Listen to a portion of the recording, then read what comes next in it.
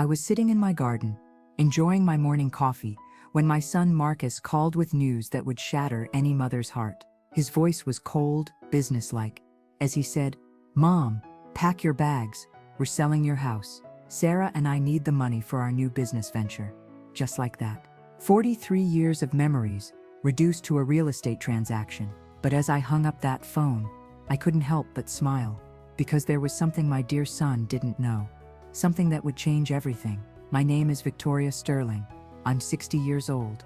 And this is the story of how my own son tried to make me homeless. Without realizing I held all the cards. Subscribe for more stories like this. And comment below, where are you from? Let's connect and build an engaging community. My son said, pack your bags. We're selling your house, but he didn't know I owned his too. Let me take you back to where this all began. 3 months earlier, I had just buried my husband of 38 years. James, he was my rock, my business partner, and my best friend. We had built everything together, our marriage, our family, and yes, our fortune. You see, James and I weren't just your average suburban couple. We had started with nothing but a dream and a small loan. Over 4 decades, we built Sterling Properties into one of the most successful real estate investment companies in the state. But we were quiet about our wealth. We lived modestly, drove reasonable cars, and never flaunted what we had. James always said, "Victoria, the moment people know how much money you have is the moment they stop seeing you as a person and start seeing you as an opportunity." How right he was. After the funeral, I noticed changes in Marcus and his wife Sarah. They started visiting more often, but not to comfort me. They'd walk through my house, the same house where Marcus had grown up, making comments about how outdated everything was, how much potential the property had. "Mom, you don't need all this space," Sarah would say, running her manicured fingers along my antique dining table. "It's just not practical for a woman your age." Marcus would nod along. "She's right, Mom. You should think about downsizing, maybe something smaller, more manageable." I'd smile and change the subject, but inside, alarm bells were ringing. These weren't the words of a son concerned about his mother's well-being. These were the words of someone calculating square footage and market value. But here's what they didn't know. James and I had been far more successful than anyone realized. And in his final months, knowing his time was limited, James had made sure I was protected in ways that would soon become very clear. The morning after Marcus's devastating phone call, I sat in my lawyer's office, reviewing documents I hadn't looked at since James's death. Margaret Jen No. Let me call her Margaret Williams, had been our family attorney for 20 years. She was one of the few people who knew the full extent of our holdings. "Victoria," Margaret said, spreading papers across her mahogany desk, "I think it's time we discuss the complete picture of your assets." What she showed me took my breath away. James hadn't just left me our family home. Through a complex web of LLCs and investment trusts, I own 17 properties across the city, including, and this was the part that made me gasp, the luxury townhouse where Marcus and Sarah lived. "Your husband was very strategic," Margaret explained. "He purchased their property 2 years ago when they were facing foreclosure. He structured it so they could continue living there, making payments to what they believed was a private lending company. They have no idea their monthly rent is going directly into your account." I stared at the documents, my hands trembling slightly. They think they're buying it. They think they're in a rent-to-own agreement with Sterling Investment Holdings. They don't know Sterling Investment Holdings is you. The irony was breathtaking. My son, who wanted to sell my house out from under me, was living in a house I owned. Every month, he and Sarah had been paying me rent while planning to make me homeless. That afternoon, I called Marcus back. I kept my voice steady, defeated, even. "Marcus, honey, I've been thinking about what you said about selling the house." "Oh, Mom, that's great." His relief was palpable. "Sarah and I have already talked to a realtor. We think we can get at least $800,000 for it, maybe more with some quick renovations." $800,000 for a house worth at least $1.2 million. They weren't just trying to displace me. They were planning to lowball the sale. "I see," I said quietly.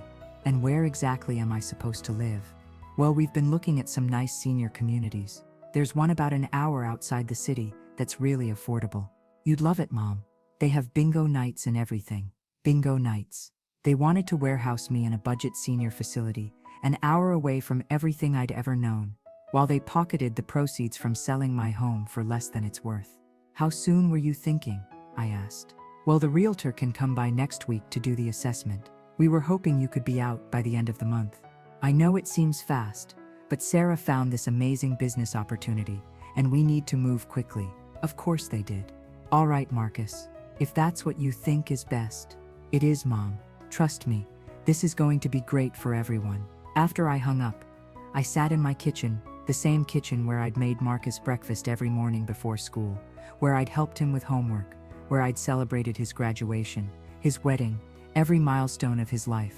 And now he wanted to sell it out from under me, like I was some burden to be managed. But Marcus had made one crucial mistake. He had underestimated his mother. Over the next few days, I did some investigating of my own. I called my accountant, reviewed bank statements, and made some discreet inquiries. What I discovered made my blood run cold. Marcus and Sarah weren't just planning to sell my house. They had been systematically positioning themselves to take control of what they believed was my entire estate. Sarah had been researching power of attorney laws. Marcus had been asking my neighbors questions about my mental state and whether I seemed confused lately. They were building a case to have me declared incompetent. I found emails on Marcus's laptop. Yes, I still had his old password from when I helped him set up his accounts years ago. The emails between him and Sarah were damning. Once we get the house sold, we need to move fast on the competency hearing, Sarah had written. My cousin's a lawyer, and he says if we can show she's not capable of managing her finances, we can get full control of everything. Marcus's response was even worse. She's been so scattered since Dad died. It shouldn't be hard to convince a judge she needs help managing her affairs. Scattered. That's what my grief looked like to my own son. Not a woman mourning the love of her life, but an opportunity to exploit. I called Margaret immediately. Margaret, I need you to prepare some documents for me, and I need you to do it very quietly. What kind of documents, Victoria? I want to accelerate the timeline on Marcus and Sarah's rent-to-own agreement. According to the contract James set up, if they miss 3 payments or violate certain terms, the property reverts fully to the owner Misten, and they have 30 days to vacate. Victoria, they haven't missed any payments. Their record is actually quite good. No, but they have violated other terms. The contract specifically states that the property cannot be used as collateral for other loans or business ventures. I have evidence that Sarah has been using their equity in the house, equity they don't actually have, to secure funding for their new business. Margaret was quiet for a moment. That would indeed be a violation. But Victoria, are you sure you want to do this? Marcus is your son. Marcus stopped being my son the moment he decided to make me homeless for his own profit. Now he's just a tenant who's violated his lease. The following Tuesday, Marcus arrived at my house with a realtor and Sarah in tow. The realtor was a young woman with an aggressive smile and a tablet full of comparable sales data. Mrs. Sterling, she said, shaking my hand with the enthusiasm of someone who smelled a quick commission. I'm Jennifer Walsh. Your son has told me so much about you. I'm so sorry for your loss. Thank you, I replied, leading them into the living room. Jennifer immediately began taking photos and measurements, making notes about dated fixtures and necessary updates. She spoke about me as if I wasn't there. The kitchen will need a complete renovation, she told Marcus. These cabinets are probably original to the house, and this wallpaper in the dining room, very 1980s. But the bones are good. With about $50,000 in updates, we could probably get $850,000, maybe $900,000. I watched Marcus's eyes light up. In his mind, he was already spending money that wasn't his. What do you think, Mom? He asked, his voice dripping with false concern. Jennifer knows what she's talking about. This could be a great fresh start for you. It certainly sounds like you've thought of everything, I said calmly. Sarah stepped forward. We really have, Victoria. We've even found some lovely places for you to look at. There's a beautiful senior community called Sunset Manor. It's very affordable, and they handle all the maintenance and meals. You wouldn't have to worry about anything. Sunset Manor. I'd looked it up after our phone conversation. It was a budget facility with a 1-star rating and multiple health code violations. They wanted to warehouse me in a place I wouldn't wish on my worst enemy. When would you want to list it? I asked Jennifer. Well, if you can be flexible on timing, I'd love to get it on the market by next Friday. The The spring market is really hot right now. Next Friday, they wanted me out of my home in less than 2 weeks. That seems very fast, I said. Mom, Marcus said, his patience clearly wearing thin. We've talked about this. The longer we wait, the more the market could change. Sarah's business opportunity won't wait forever. Ah yes, Sarah's mysterious business opportunity, the one they needed my house money to fund. What exactly is this business venture? I asked Sarah directly. She exchanged a glance with Marcus. It's a boutique fitness studio concept. Very trendy, very profitable, but we need to move fast to secure the location. A fitness studio. They wanted to make me homeless to open a gym. Well, I said, standing up, I suppose I should start packing then. That evening, I called my old friend Dorothy, who lived 3 houses down. Dorothy had been my neighbor for 15 years, and she'd watched Marcus grow up. Dorothy, I need a favor. Could you keep an eye on my house over the next few days? I'm going to be staying at a hotel while I figure some things out. Of course, dear. But Victoria, are you all right? You sound upset. I told her everything. About Marcus's plan to sell the house, about the senior facility, about the competency hearing they were planning. Dorothy was horrified. That boy has lost his mind, she said. After everything you and James did for him. Victoria, you can't let them do this to you. Oh, I don't intend to, I said. But I need them to think they're winning. Can you do something for me? If anyone comes around asking questions about my mental state or whether I seem confused, I need you to be very careful about what you say. What do you mean? I mean, if Sarah or Marcus or anyone they send starts asking whether I've been acting strangely, just tell them you haven't noticed anything unusual. Can you do that? Of course. But Victoria, what are you planning? Justice, Dorothy. I'm planning justice. The next morning, I checked into the Marriott downtown. It was time for phase 2 of my plan. I called Marcus from my hotel room. Marcus, I'm at the hotel. I've started packing, but there's so much stuff. 40 years of memories. I don't know what to do with it all. That's great, Mom. I'm proud of you for being so strong about this. Sarah and I can help you sort through everything this weekend. Actually, there's something else. I've been thinking about what you said, about me needing help managing my affairs. Maybe you're right. Maybe I should sign some papers giving you power of attorney, just in case. The silence on the other end of the line was telling. This was exactly what they'd been hoping for. Well, Mom, if you think that would be helpful, I mean, it would just be for emergencies, you understand. Of course. Could you have Sarah's cousin draw up the papers? I'd like to get this all settled before the house sells. Absolutely. I'll call him today. Perfect. They were walking right into my trap. 3 days later, Marcus arrived at my hotel with a folder full of legal documents. Sarah's cousin, a lawyer named David David Morrison, had prepared a comprehensive power of attorney that would give Marcus control over all my financial decisions. This is just a precaution, Mom, Marcus said, spreading the papers across the hotel room desk.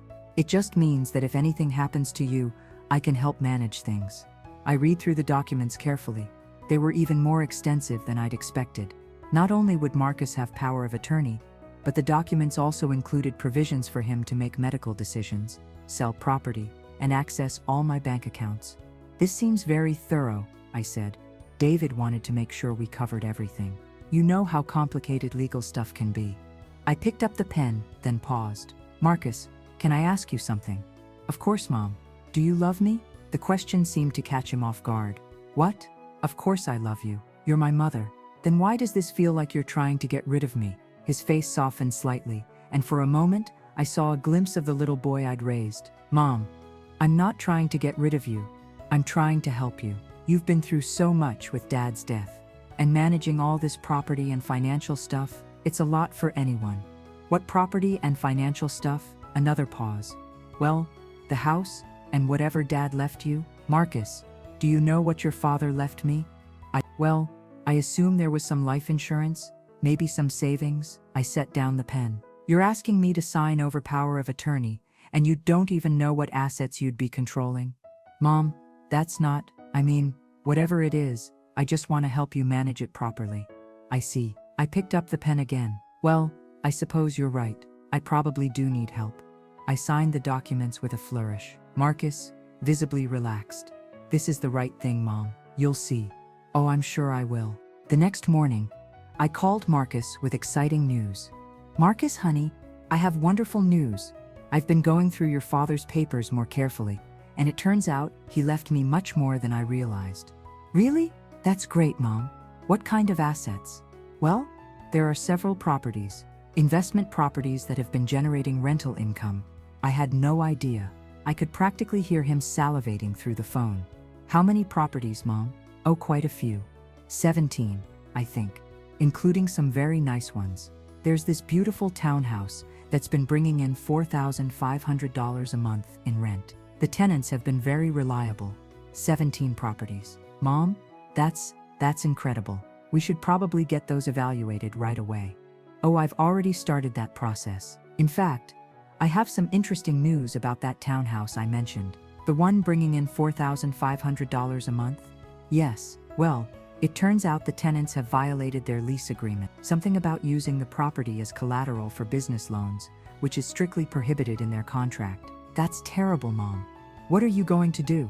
Well, according to the lease terms, I have the right to terminate their agreement immediately. They have 30 days to vacate. Wow, that's really unfortunate for them. But I guess that's business, right?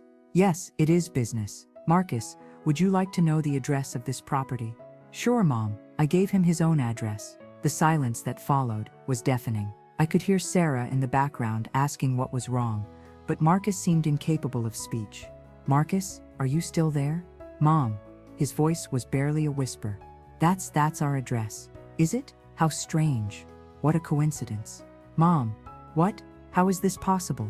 Well, it's quite simple, really. Your father purchased your property 2 years ago when you were facing foreclosure. He set up a rent-to-own agreement through one of our companies. You've been paying rent to me for the past 2 years. I could hear Sarah now, her voice shrill in the background. What is she talking about? Marcus, what is she talking about?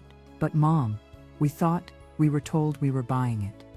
Oh, you were buying it. Or rather, you had the option to buy it, provided you met all the terms of the agreement. Unfortunately, using the property as collateral for business loans violates Section 12C of your contract. I don't understand. What business loans? The ones Sarah secured for her fitness studio venture. The ones she told the bank she could guarantee with your equity in the house. Equity that, as it turns out, doesn't exist. Another long silence. Marcus, are you there? I'm afraid I have some more news. Since you now have power of attorney over my affairs, you'll be responsible for handling the eviction proceedings against yourself. Isn't that interesting? 20 minutes later, Marcus and Sarah were pounding on my hotel room door. I let them in calmly, as if I'd been expecting them. Mom, what the hell is going on? Marcus demanded, his face red with anger and confusion. Language? Marcus, I raised you better than that. Sarah pushed past him. Victoria, this is insane. You can't just kick us out of our home. Actually, I can. It's my home, your tenants, and you violated your lease. But we've been paying the mortgage, Sarah shrieked. No, dear. You've been paying rent. There is no mortgage. I own the property outright. Marcus slumped into the hotel room chair, his head in his hands. Mom, I don't understand. If you own all these properties, if you have all this money, why didn't you tell us? Because your father was right. The moment people know how much money you have is the moment they stop seeing you as a person and start seeing you as an opportunity. That's not fair, Sarah said. We're family. Are we? Because family doesn't try to have their mother declared incompetent so they can steal her assets. Family doesn't try to warehouse their mother in a substandard facility so they can sell her home for less than it's worth. Marcus looked up sharply. How did you know about that? I know about all of it, Marcus. The emails, the competency hearing you were planning, the way you've been asking my neighbors about my mental state. Did you really think I was that oblivious? Sarah's face had gone pale. Marcus, she knows about the emails. Yes, I know about the emails. I also know that you've been planning this since before your father's funeral was even over. I saw you measuring rooms, Sarah. I heard you talking about potentials and square footage while I was still picking out his headstone. Mom, we were just trying to help. Stop. My voice was sharper than I'd intended. Just stop lying. You weren't trying to help me. You were trying to help yourselves. To my money, to my property, to everything your father and I built over 40 years. Marcus stood up, pacing the small hotel room. Okay, fine. Maybe we made some mistakes. Maybe we went about this the wrong way. But Mom, you have to understand. We have debts. Sarah's business, our credit cards, the payments on the house, the rent payments on the house that you've never missed. I might add, we're drowning, Mom.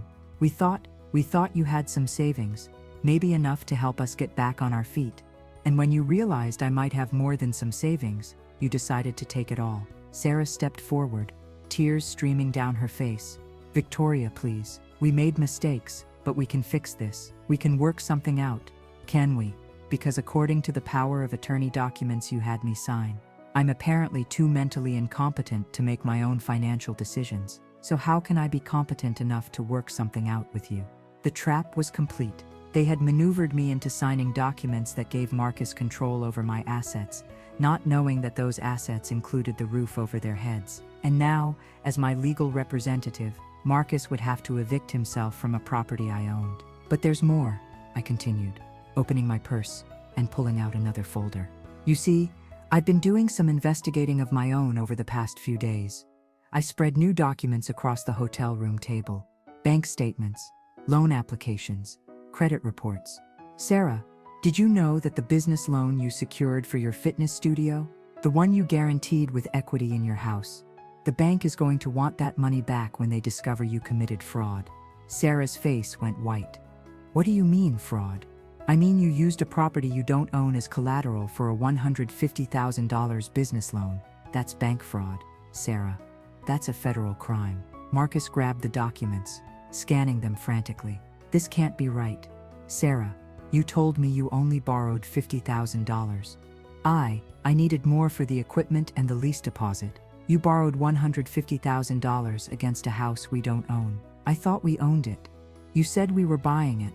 I thought we were buying it. I watched them turn on each other with a mixture of satisfaction and sadness. This was my son, the little boy I'd taught to ride a bike, helped with homework, cheered for at every baseball game. And this was what he'd become. There's more, I said quietly. They both turned to look at me. The senior facility you picked out for me, Sunset Manor? I did some research. It's owned by a company called Morrison Healthcare Holdings. Sarah's face somehow managed to get even paler. Morrison Healthcare Holdings is owned by David Morrison, your cousin, Sarah, the same cousin who drew up the power of attorney papers, the same cousin who would have received a $5,000 referral fee for every resident he placed there. Marcus stared at his wife. Sarah, please tell me you didn't. It wasn't like that, she said, weakly. David just mentioned that if we ever knew anyone who needed senior care, you were going to get a kickback for putting me in that hellhole. The room fell silent, except for the sound of Sarah's quiet sobbing. I sat down on the hotel bed, suddenly feeling every one of my 60 years. Do you know what the worst part of all this is? I asked them. Neither answered. The worst part is that if you had just asked for help, I would have given it to you. If you had come to me after the funeral and said, Mom, we're struggling financially, can you help us? I would have helped you. I would have paid off your debts, helped you start Sarah's business, made sure you were secure. Marcus looked up at me with tears in his eyes. Really? Really? Because that's what family does. Family helps each other, but family doesn't lie to each other. Family doesn't try to steal from each other. And family sure as hell doesn't try to have each other declared incompetent for financial gain. Mom, I'm so sorry. We're both so sorry. We got scared, and we made terrible decisions. But we never meant for it to go this far. Didn't you? Because from where I'm sitting, it looks like you planned this very carefully. The competency hearing, the power of attorney, the quick sale of my house, the kickback from the nursing home. This wasn't a spur-of-the-moment decision, Marcus. This was a conspiracy. Sarah looked up from her hands. What are you going to do? It was a good question. What was I going to do? I had them completely at my mercy. I could have them arrested for fraud. I could evict them from their home. I could leave them with nothing.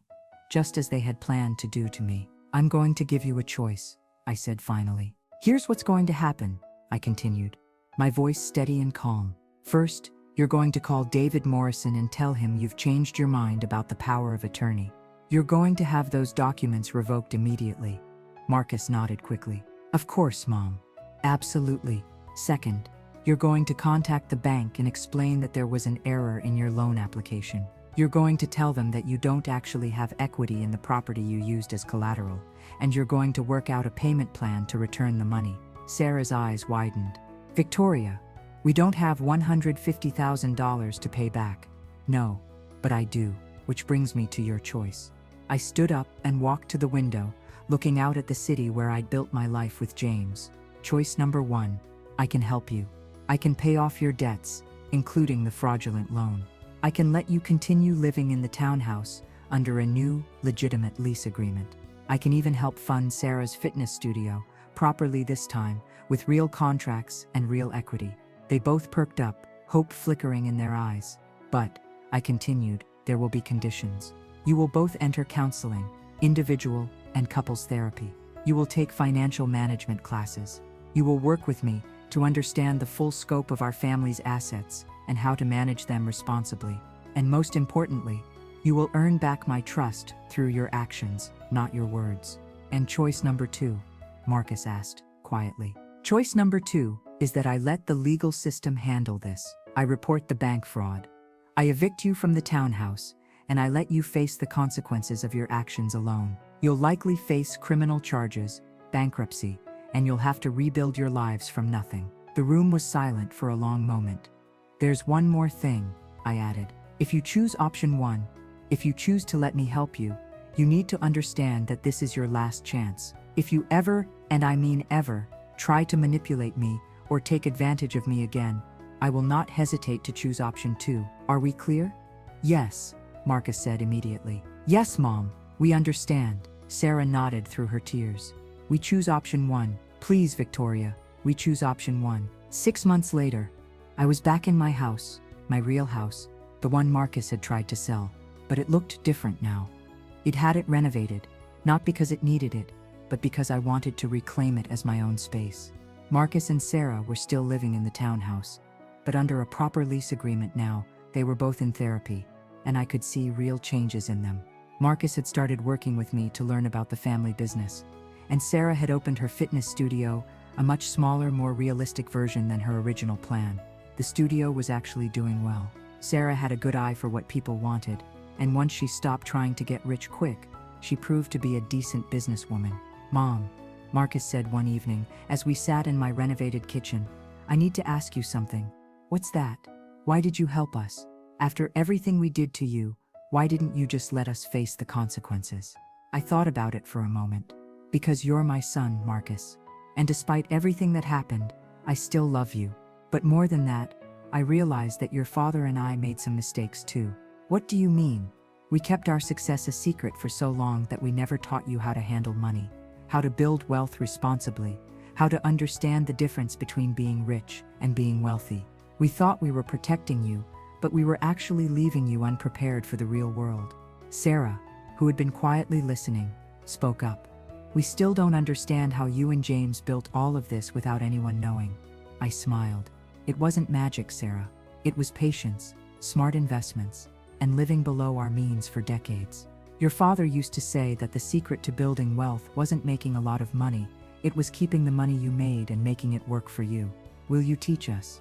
Marcus asked. I mean, really teach us. Not just about managing what you've built, but about how to build something ourselves. That's exactly what I intend to do. Over the following months, I began teaching Marcus and Sarah everything James and I had learned about building wealth. We started with the basics, budgeting, saving, understanding the difference between assets and liabilities. The first property your father and I bought, I told them one afternoon, as we sat in my office, was a tiny duplex in a neighborhood everyone said was up and coming. We bought it for $45,000 in 1985. What's it worth now? Sarah asked. About $400,000. But that's not the important part. The important part is that it generated rental income that we used to buy the next property, and then the next one. Marcus was taking notes. So you never used your own money after the first purchase? Exactly. We used the properties to buy more properties. It's called leveraging, and it's how you build real wealth over time. I showed them spreadsheets, property records, and investment statements.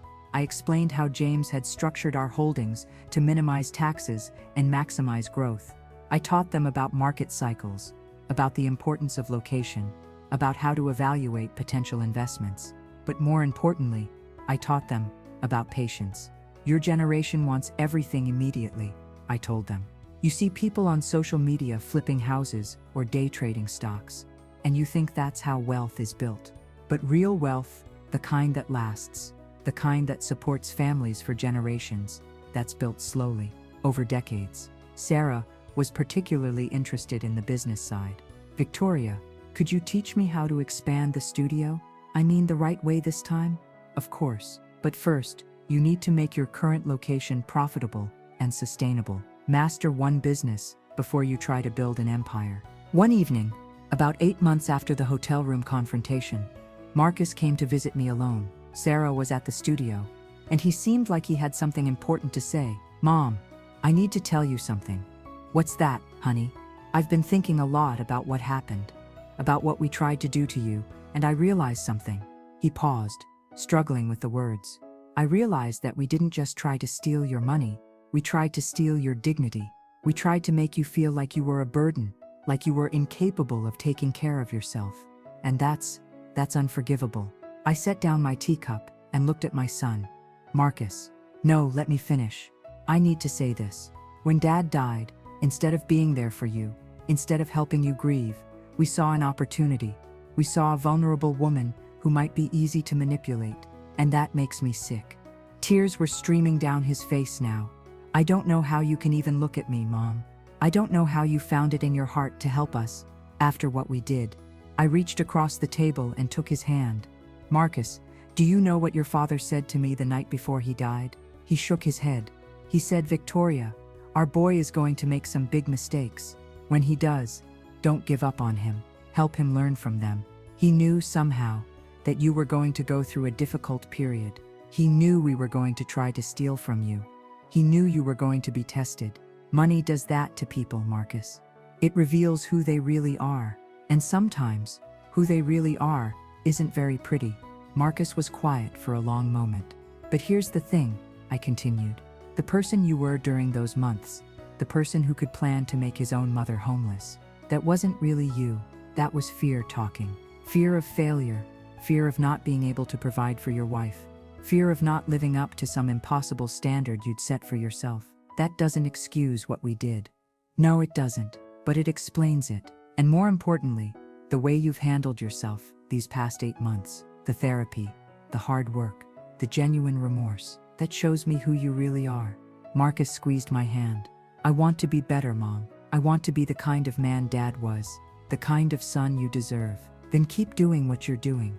Keep learning, keep growing, keep being honest with yourself about your mistakes. The next day, I decided it was time for a more advanced lesson. I took Marcus and Sarah to see one of our properties, a small apartment building in a neighborhood that was just starting to gentrify. This building, I told them, as we stood on the sidewalk, is worth about $800,000 today. Your father bought it for $200,000 in 1998. That's incredible appreciation, Sarah said. Yes, but that's not why we bought it. We bought it because it was generating $3,000 a month in rental income, and our mortgage payment was only $1,200 a month. The appreciation was just a bonus. I led them inside to meet Mrs. Rodriguez, who had been our property manager for 15 years.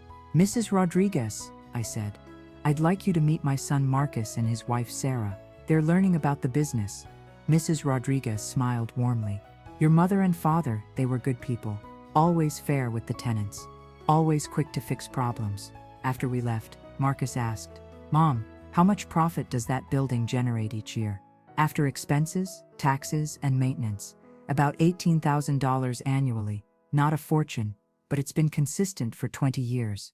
That's $360,000 over 20 years, plus the appreciation, plus the tax benefits, plus the fact that the tenants are essentially paying off the mortgage for us. That's how you build wealth, Marcus. Not through get-rich-quick schemes, but through solid, boring investments that generate consistent returns. Sarah was taking notes on her phone. Victoria, how many properties do you think we could realistically acquire over the next 10 years? That depends entirely on how disciplined you are. If you can save $50,000 for a down payment, you could buy your first investment property within 2 years. If you reinvest the profits instead of spending them, You could own 5 properties within 10 years. And then you'd have a foundation for real financial security. Not just for yourselves, but for your children and their children. A year after the confrontation, I made a decision that surprised everyone, including myself. I asked Marcus and Sarah to become full partners in Sterling Properties. "Are you sure about this, Mom?" Marcus asked when I presented them with the partnership papers. "After everything that happened, I'm sure. But this isn't a gift, Marcus. This is a job. You'll be working for every dollar you earn, and you'll be accountable to me for every decision you make." The partnership agreement was comprehensive. Marcus would handle property acquisitions and renovations. Sarah would manage the business side, accounting, tenant relations, marketing. I would remain the senior partner with final approval on all major decisions. "There's one more condition," I told them. "Every year, we're going to donate 10% of our profits to charity. Your father and I always believed that wealth comes with responsibility." "What kind of charity?" Sarah asked. "Organizations that help seniors who are being financially abused by their families. Organizations that provide legal aid to elderly people who can't afford lawyers. Organizations that investigate elder abuse." The irony wasn't lost on any of us. 6 months into the partnership, Marcus found our first potential acquisition, a rundown duplex in an up-and-coming neighborhood. "The asking price is $180,000, he told me, spreading photos and financial projections across my dining room table. "It needs about $30,000 in renovations, but once it's fixed up, it should rent for $2,400 a month total." I studied his analysis. It was thorough, well-researched, and conservative in its projections. "What's the neighborhood like?" I asked. "Improving rapidly. There's a new light rail station going in 2 blocks away, and several young professionals are moving in. I think we're looking at significant appreciation over the next 5 years. And you verified the rental estimates." "I've looked at comparable properties, talked to other landlords in the area, and even posted a test ad to see what kind of response we'd get." I was impressed. This was exactly the kind of due diligence James and I had always done. "Sarah, what do the numbers look like?" Sarah pulled out her laptop. "After the purchase price, renovation costs, and closing expenses, we'd have about $210,000 invested. At $2,400 a month in rent, that's $28,800 annually. After taxes, insurance, maintenance reserves, and property management, we're looking at about $18,000 in annual profit. That's about an 8.5% return on investment," Marcus added. "Plus, appreciation potential." I nodded slowly. "It's a solid deal, conservative, but solid." "What's your recommendation?" "I think we should make an offer," Marcus said, "but I wanted your approval first." "You have it. Make the offer." The duplex deal went smoothly. Marcus managed the renovation himself, coming in $5,000 under budget. Sarah handled the tenant screening and lease agreements. Within 3 months of closing, both units were rented to quality tenants. I have to admit, I told them over dinner one evening, "I'm proud of how you handled that project." "It felt good," Marcus said. "Really good. To build something instead of just taking it. That's the difference between being wealthy and being rich," I said. "Rich people have money. Wealthy people build systems that generate money." Sarah raised her wine glass. To building systems, Marcus and I echoed. 2 years after the hotel room confrontation, I was going through some of James's old papers when I found something that made me smile. It was a letter he'd written to me, dated just a week before his death, but never sent. "My dearest Victoria," it read, "if you're reading this, it means I'm gone, and you've discovered the full extent of our holdings. I know this will come as a shock, but I hope you'll understand why I kept so much of it secret, even from you. I've been watching Marcus and Sarah, and I'm worried about them. They're good people, but they're impatient, and they don't understand the value of hard work. I'm afraid that if they knew about our wealth, they might try to take shortcuts, or worse, try to take advantage of you in your grief. I've structured everything so that you'll have the power to teach them the lessons they need to learn. Use that power wisely, my love. Help them become the people I know they can be. I love you more than words can express. Take care of our boy, but make sure he learns to take care of himself first. Forever yours, James." I sat in my kitchen, tears streaming down my face, holding the letter James had never sent. He had known. Somehow, he had known exactly what would happen, and he had prepared me for it. Which brings me back to where this story began. That phone call from Marcus, telling me to pack my bags because he was selling my house. But now, as I sit in my garden on this beautiful morning, I can hear Marcus and Sarah in the kitchen, making breakfast and discussing their plans for our next property acquisition. The fitness studio is thriving, and Sarah is considering opening a second location. Marcus has become an expert at finding undervalued properties and seeing their potential. My phone rings, and I see it's Dorothy, my neighbor. Victoria, she says. I just wanted to tell you how proud I am of you. The way you handled that situation with Marcus and Sarah, it was brilliant. Thank you, Dorothy. But honestly, I think James deserves most of the credit. He set everything up so perfectly. Maybe, but you're the one who had the wisdom to use it as a teaching moment, instead of just punishing them. After I hang up, I think about Dorothy's words, punishment versus teaching. It would have been so easy to simply destroy Marcus and Sarah, to let them face the full consequences of their actions without any help from me. But that wouldn't have honored James's memory. That wouldn't have helped anyone grow or learn or become better people. Marcus comes out to the garden with a cup of coffee for me. Mom, Sarah, and I have been talking, and we want to ask you something. What's that? We want to know if you'd be willing to teach other families what you've taught us about building wealth, about family dynamics, about not making the mistakes we made. I look at my son, this man who tried to make me homeless 2 years ago, and who is now one of my most trusted business partners. What did you have in mind? Maybe a book or a seminar series, something to help other families avoid the kind of crisis we went through. And what would we call this book or seminar series? Marcus grins. How about The House Always Wins? A mother's guide to teaching financial responsibility. I laugh. That's terrible, Marcus. Okay, how about building wealth? Building character. Lessons from a family crisis is better. But I think I prefer the Sterling method. How one family learned that true wealth isn't just about money. I like that, Sarah says, joining us in the garden. Because it's true, isn't it? The real wealth we gained wasn't financial. It was learning how to be a real family. As I sit here in my garden, watching my son and daughter-in-law plan their future, I think about the legacy James and I built together. It's not just the properties or the bank accounts or the investment portfolios. It's the knowledge that family is worth fighting for, even when that fight looks like letting people you love hit rock bottom so they can learn to climb back up. It's the understanding that true wealth comes not from what you accumulate, but from what you build. Live relationships, character, wisdom, and yes, financial security for future generations. It's the recognition that sometimes the greatest gift you can give someone is not rescuing them from their mistakes, but helping them learn from those mistakes. Marcus was right about one thing in that hotel room 2 years ago. I did need help managing my affairs, but not the kind of help he was offering. I needed help learning how to be a teacher instead of just a provider, how to be a guide instead of just a safety net. And in the end, that's exactly what I got. There's one more thing I haven't told you. One final secret that even Marcus and Sarah don't know yet. Last month, I met with Margaret Williams, our family attorney, to update my will. The new will establishes a trust that will ensure the Sterling Properties business continues for generations. But there's a catch. The trust can only be inherited by family members who have proven themselves capable of managing wealth responsibly.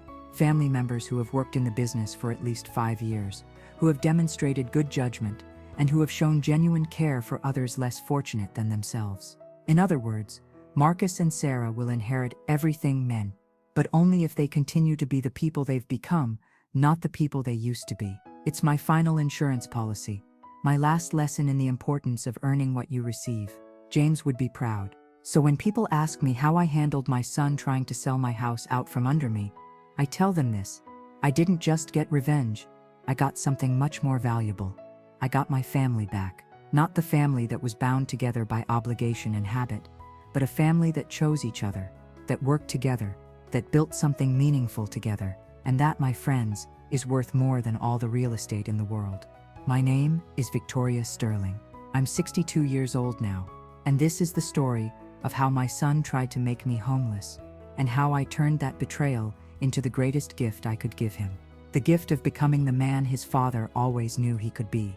If you enjoyed this story of family, betrayal, and redemption, Please like this video and subscribe to my channel. Share it with someone who might need to hear that it's never too late to rebuild trust, to learn from mistakes, and to become the person you were meant to be. And remember, you sometimes the house always wins, not because the game is rigged, but because the house knows something the players don't, that the real victory isn't in taking everything, but in teaching others how to build something worth keeping. Thank you for watching, and I'll see you in the next story.